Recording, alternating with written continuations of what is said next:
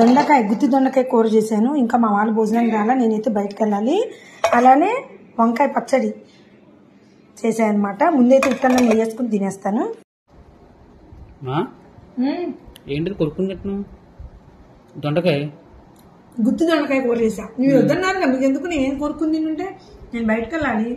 మేము పిలిచాను, ఒక్కరు తిన్నారు, ఇంకా ముగ్గురు తినాలి. ఏంటి ఓన్లీ పెరుగన్నా ఉంచుకుంటున్నావు? అసలు ముట్టి తిన్నారా? నిజంగా అదిరిపోయింది టేస్ట్. గుత్తి దొండకాయ కూర. ఇదేంటో తెలుసా, వంకాయ పచ్చడి. ఇది కూడా టేస్ట్ అదిరిపోయిందిరా. ఆయిల్ లేకుండా చేసిన వంకాయ పచ్చడి. దీని ఫుల్ వీడియో కూడా పోస్ట్ చేశాను. ఇవన్నీ ఈ పచ్చడిని ఇలా పెట్టుకుని, ఇలా అన్నంలో పెట్టుకుని అలా తింటే బాగుంటది. సో ఇవాళ వంకాయ పచ్చడి అదిరిపోయిందిరా. ఇది తింటూ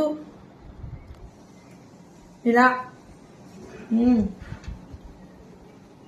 అదిరిపోయింది. ఒకరోజు పెరుగన్నంలో కొన్ని కూరలు తినాలనిపిస్తుంది అనమాట. అంత టేస్టీగా ఉంది. చారు బదులు మెంతి చేశా.